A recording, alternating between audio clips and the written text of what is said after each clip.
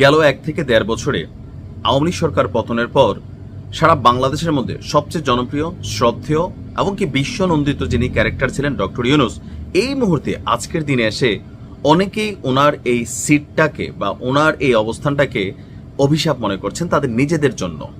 কেন মনে করছেন? সেই 1989 সাল থেকে যেই ঘটনা জাতিসংঘ কখনো ঘটায় নাই, আজকে সেই ঘটনাই ঘটে গেল। সারা পৃথিবীর মধ্যে বাংলাদেশি টার্গেট হয়ে গেল। কেন? আমাদের যিনি শাসক আছেন তারা কি দুর্বল নাকি তাদের কানেক্টিভিটি দুর্বল? আমরা যদি মনে করি বাংলাদেশের যে কোনো ব্যক্তির চেয়ে সাবেক, রানিং বা আগামী ইন্টারন্যাশনাল ক্যারেক্টার হিসেবে ডক্টর মোহাম্মদ ইউনূস তিনি পারফেক্ট ছিলেন, কিন্তু তিনি রাষ্ট্রপ্রধান হওয়ার পরে যখন আমরা দেখি জাতিসংঘ থেকে মানে বাংলাদেশি একমাত্র দেশ যাদের একটা পুরা টিম 180 জনের একটা টিমকে জাতিসংঘ ফেরত পাঠাই দিচ্ছে জাতিসংঘের শান্তিরক্ষী মিশন থেকে, কেন আসলে এমন ঘটনা ঘটলো? আমরা কি জাতিসংঘকে আসলে ব্যালেন্স করতে পারছি না? সরকারকে আসলে প্রটোকল নিশ্চিত করতে পারছে না? অথবা কোথায় ঘাটতি হচ্ছে? আসুন দেখি মূল ঘটনা। আন্তর্জাতিক শান্তি রক্ষায় সক্রিয় অংশগ্রহণ করে বাংলাদেশ, আর বাংলাদেশ অলরেডি এখানে একটা পজিটিভ ফেস ক্যারেক্টার ছিল। আর জাতিসংঘের শান্তিরক্ষা মিশন থেকে বাংলাদেশ পুলিশের একমাত্র একটা অবশিষ্ট কন্টিনজেন্ট, মানে একটা বড় সড়ো 180 জনের একটা টিম সম্ভবত, তাদেরকে কঙ্গো গণতান্ত্রিক প্রজাতন্ত্র থেকে প্রত্যাহারের নির্দেশ দেওয়া হয়েছে। কেন বাংলাদেশের টিমকে দেওয়া হলো? পুরা টিম অন্য দেশের আছে, বাট সেখানে অনেক কম, 4-এর 1, 3-এর 1, কিন্তু আমাদের ফুল টিম। কেন? এই সিদ্ধান্তে বৈশ্বিক শান্তিরক্ষায় বাংলাদেশ পুলিশের যে দীর্ঘদিনের ভূমিকা ছিল এবং ভবিষ্যতে জাতিসংঘে বাংলাদেশ থেকে এই যে যারা যাবেন, যারা আশা করেন, তাদের জন্য কিন্তু উদ্বেগের তৈরি হয়েছে। বাংলাদেশই একমাত্র দেশ যাদের পুরো কন্টিনজেন্ট প্রত্যাহারের সিদ্ধান্ত নেওয়া হয়েছে। অন্যদিকে ক্যামেরুন, সেনেগাল এবং মিশরের মতন দেশের কন্টিনজেন্ট আংশিকভাবে কমানোর কথা উল্লেখ করা হয়েছে জাতিসংঘের নথির তথ্য।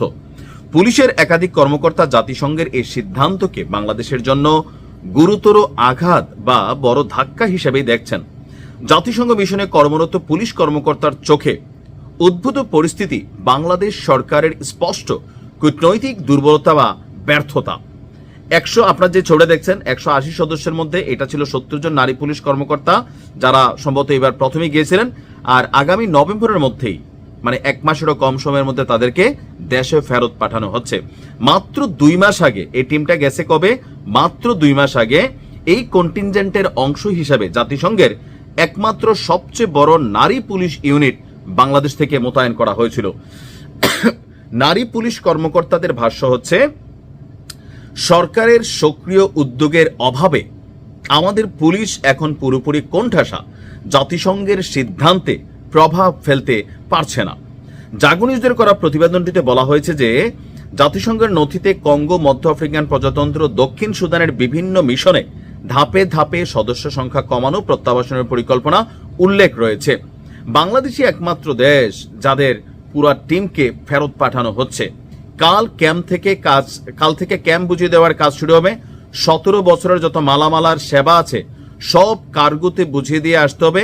সবাই একসঙ্গে কাজ করব, আমরা একসঙ্গে এসেছিলাম, একসঙ্গে চলে যাব, এই কথা বলছেন পুলিশ সুপার জান্নাত আফরোজ। তো জাতিসংঘ এবং বাংলাদেশ পুলিশ বলছে জাতিসংঘের যেই অর্থ সংকট, এইটার কারণে এটা কমানো হয়েছে, বুঝলাম, কিন্তু বাংলাদেশকে কেন পুরা এই বলির পাঠা করে দেওয়া হইলো আমি জানি না যে এটা কেন করা হবে। আর আগামী 3 দিনের মধ্যেই 162 জনকে পাঠাই দেওয়া হবে, আর 18 জন যারা বিভিন্ন গাড়ি টাড়ি, প্রশাসনিক, লজিস্টিকে কাজ করতেছিলেন তারা নভেম্বরে ফিরে আসবেন। আমার কাছে মনে হয় এটা সরকারের ব্যর্থতা। ডক্টর মোহাম্মদ ইউনূস তিনি এই মুহূর্তে দেশের মধ্যে ঐকমত্য নিয়ে বা কমিশন সংস্কার নিয়ে যেই পরিমাণ মনোযোগ দিচ্ছেন, সারা পৃথিবীতে গেল এই 1 বছরে বাংলাদেশের ভিসা পাওয়ার রেশিও, বাংলাদেশের পাসপোর্টের মান কমে যাওয়া, কূটনৈতিক ব্যর্থতা, এখানে যারা বসছেন, মানে থাকে না যে কি বলা হয় যে আসলে শব্দটা কিভাবে ব্যবহার করবো, যে অমুকরে দিয়া কি তমুকের কাম চলেনি, বুঝা নিয়েন, ঘোড়ার কাজ কিন্তু চলে না কারে দিয়া।